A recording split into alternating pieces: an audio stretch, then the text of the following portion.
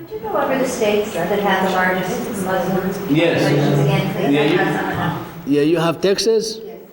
New York, California, Michigan, Ohio, Pennsylvania, Massachusetts, Indiana, Maryland. You can add Maryland.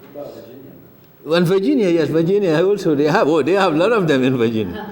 In Northern Virginia, you have many. So, I mean, these are the states any U.S. president would like to win, to be president anyway. I mean, because, that's why, you have, I think the immigrants go to these areas because you have more job opportunities. These are the biggest. You see, California alone has almost 1/5 of the U.S. population. You see. So, I mean, you can see that, yeah. So is there a lobby? Muslim Yeah. Part of the consolidation, institutionalization, consolidation is the emergence of Muslim organizations like the American Muslim Council, which does lobbying on Capitol Hill, and they invite politicians, they interact with other groups, trying to form coalition with various American groups.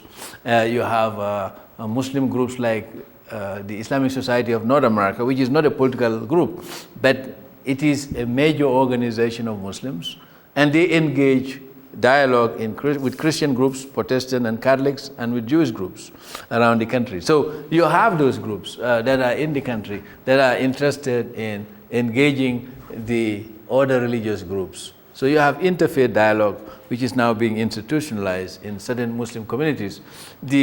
Some communities are more advanced than others. Some Muslim communities are more advanced in engaging their counterparts in the other religious communities than others.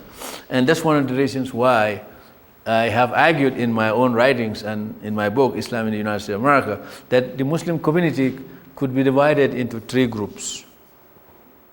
And I think these 3 groups exist in all the other religious communities because of modernization and post-modernization. You have what I call the grasshopper Muslims, the grasshoppers. They follow the green grass so that they are almost indistinguishable. I mean, you find counterparts in other groups. They become very assimilated to the point that you don't really know their religious affiliation at all. They become almost secular humanists. You don't know their religious identity at all. You can know them for many years, but you don't really know what they are. And you have Muslims like that. And many of them change their names, so there's no way you can tell they are Muslims. Now, you have what I call the oysters. These are very much like the very orthodox, ultra-orthodox Jews, in New York, and the Amish Christians that you find in Western Maryland, in Indiana, and in Pennsylvania, who cut themselves, the Mennonites, they cut themselves off from the mainstream to maintain their own distinct Christian lifestyle. So you have Muslims like that.